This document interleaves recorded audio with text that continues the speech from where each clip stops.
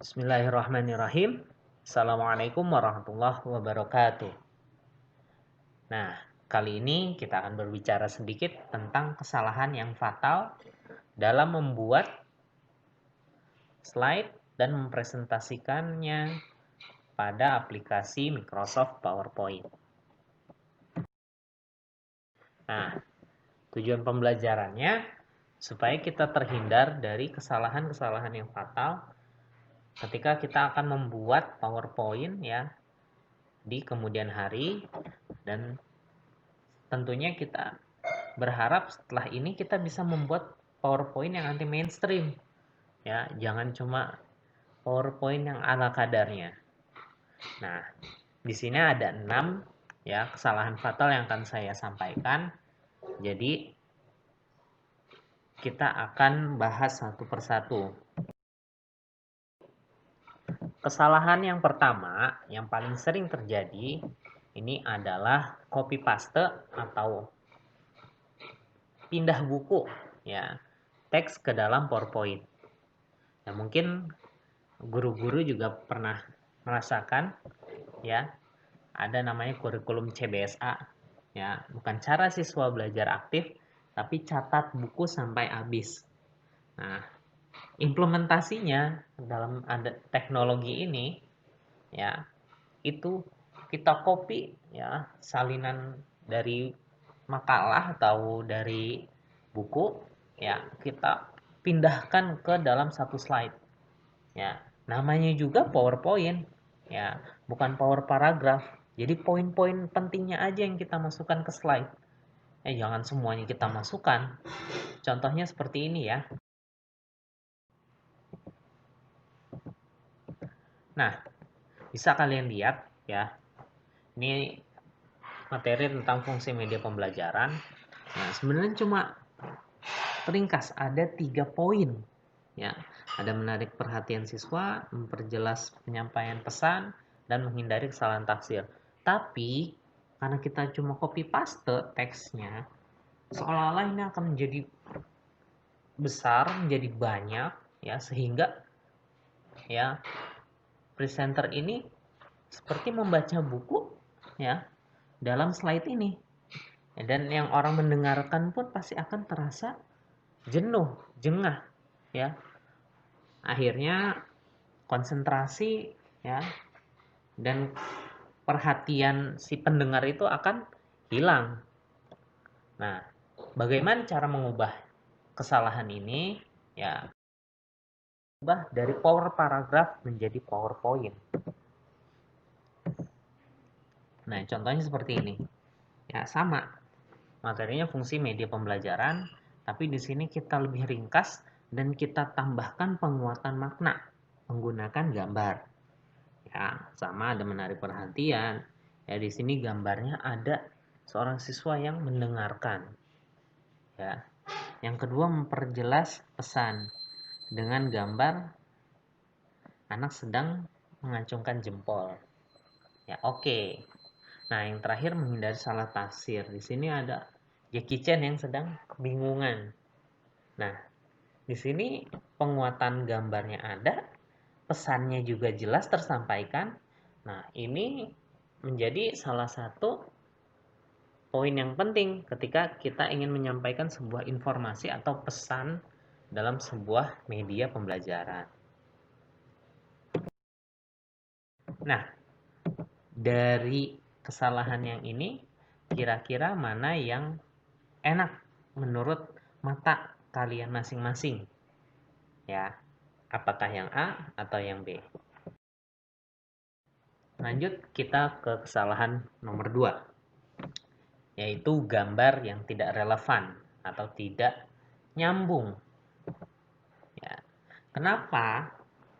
Ini ketika gambar yang kita gunakan tidak relevan, itu dapat mengaburkan pesan yang ingin kita sampaikan. Contohnya, ya, di sini sudah saya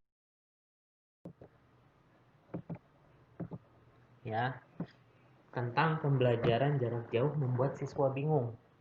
Ya, di gambar pertama, di sini jelas ya, gambarnya sudah high resolusi, resolusinya udah tinggi, udah bagus, ya, kualitas gambarnya sudah bagus, tapi apakah sambung, ya, nyambung dengan isinya? Siswanya bingung di sini harusnya ya, tapi di sini terlihat siswanya malah senyum-senyum sendiri. Nah, nanti akan mengakibatkan, ya, selain tadi pengaburan makna pesan, ya bisa orang jadi tambah bingung juga. Lah, ini kan ngomongin soal siswa bingung, tapi kenapa gambarnya malah orang yang siswa yang tersenyum? Ya, bagaimana cara mengubahnya? Sama ubah gambarnya saja, ya. Jadi kita cari gambar yang tentunya high resolusi, ya, kualitasnya bagus, ya. Kita siswa yang bingung, ya, sedang pusing. Nah, ini akan lebih nyambung dengan isi. Nah, jadi menurut kalian lebih tepat yang mana, yang A atau yang B? Ya, ini opini kalian masing-masing, silakan ya dikembangkan. Kita lanjut ke 3. Kualitas gambar yang buruk. Nah, contoh di sini ada gambar, tapi kita kadang agak bingung ini gambar apa maksudnya. Ya, sehingga ketika kita menggunakan kualitas gambar yang buruk akan menghilangkan penguatan makna oleh gambar. Seperti ini. Ya. Ini adalah sebenarnya Bung Karno ya. Berilah saya 10 pemuda maka akan kuguncang dunia. Ya. Tapi ketika kita memilih gambar yang ngeblur ya, yang ukurannya kecil, ketika kita presentasikan, maka nanti akan terlihat rancu, terlihat aneh. Ini siapa ya? Dalam hal ini saya cuma memblurkan gambarnya saja. Tapi ketika nanti gambar-gambar yang bersifatnya umum, ini akan mempengaruhi pemahaman pendengar terhadap presentasi yang kita sampaikan. Bagaimana caranya ya? Kualitasnya baik ya, ukurannya besar. Bisa kalian cari di flipik.com ya. Yang gratis-gratis sudah banyak sekarang di internet. Tinggal kita mau apa enggak. Ya, contohnya seperti ini. Ya, ini udah jelas Bung Karno ya menggunakan salah satu teknik seni ya, seni modern tapi dengan kualitas yang bagus. Ya, pesannya sama ya, tapi karena gambarnya lebih bagus jadi akan terlihat lebih eye catching. Menurut kalian mana yang lebih eye catching? Nah, ini kesalahan ketiga ya. Kita lanjut ke kesalahan nomor 4. Kesalahan nomor 4 adalah kontras warna yang tidak baik. Maksudnya kontras warna ini apa? Ya, pasti kalau cuma warnanya hitam putih, ini pasti akan terlalu monoton. Tapi ketika kita beri warna, ya contohnya di sini, saya kasih warna merah. Kenapa? Sebagai penguatan makna. Ya, saya tebalkan, saya lebih besarkan daripada bukan poin-poin yang pentingnya. Ya, di sini ada tabel bisa dilihat ya sama kalian. Nah, yang good ini berarti kontras warnanya lumayan bagus. Ya. Tapi ketika poor ya, ini mengindikasikan kontras warna yang tidak baik. Contohnya ini yang paling sering merah sama biru. Ya. Kelihatannya nanti kalian akan capek sendiri. Ya, kenapa?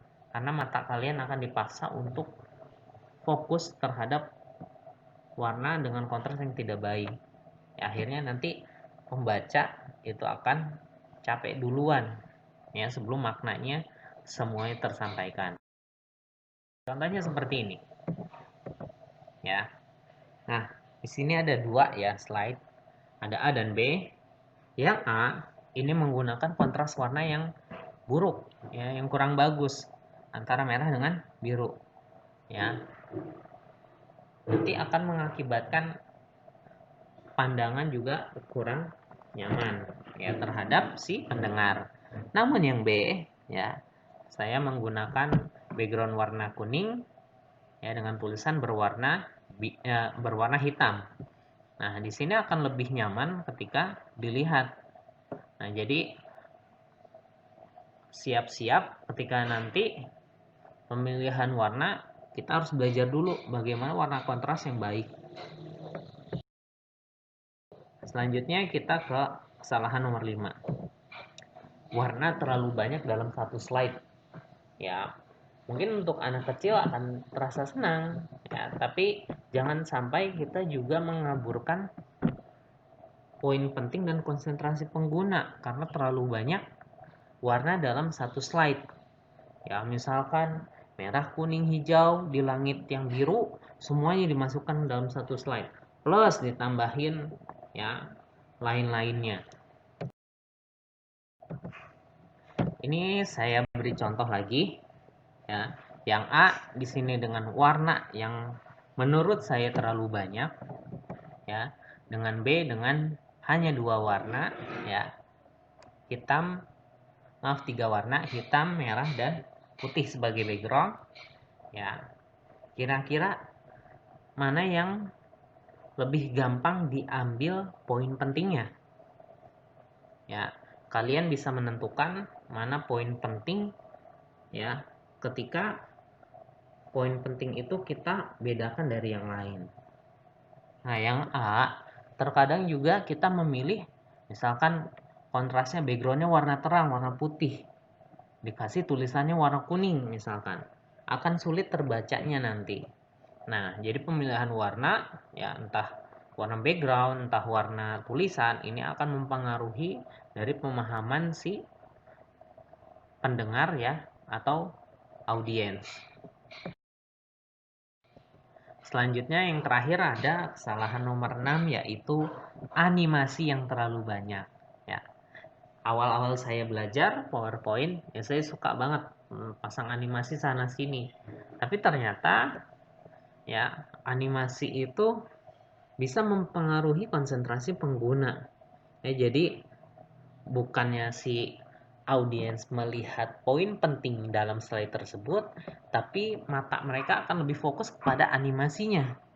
Ya, mungkin ketika kalian melihat slide ini kalian melihat kotak yang berputar ini, ya, daripada poin-poin yang ada di slide tersebut. Contohnya, ya,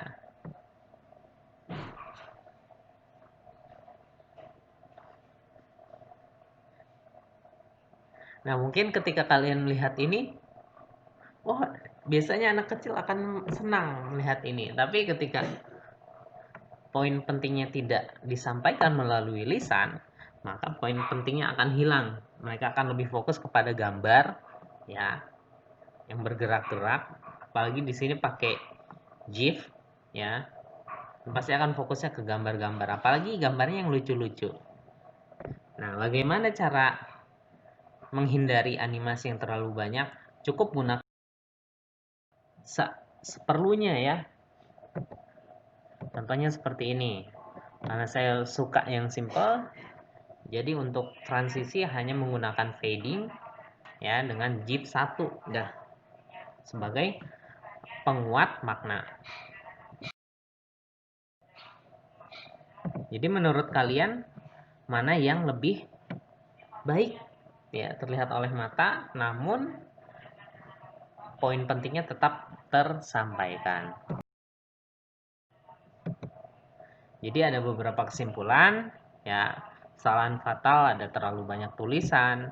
Cara menguranginya kita buat poin-poin penting dan masukkan ke dalam slide. Kedua, ya jangan sampai kita gunakan gambar yang tidak relevan. Cari gambar yang bersambung maknanya dengan isi. Selanjutnya, hindari penggunaan gambar dengan kualitas yang buruk. Selanjutnya, jangan sampai kita gunakan warna dengan kontras yang tidak baik. Ya. Sama juga terlalu banyak warna. Jadi pintar-pintarlah dalam mencari warna ya yang dapat dikombinasikan sehingga mata tidak capek tapi pesan juga tersampaikan. Ya, yang terakhir, jangan sampai kita terlalu banyak menggunakan efek animasi dalam PowerPoint. Ya, nanti akan mengaburkan fokus anak. Ya, dan jadi poin penting atau pesan penting dalam pembelajaran itu tidak tersampaikan. Terima kasih. Kurangnya saya mohon maaf. Assalamualaikum warahmatullahi wabarakatuh.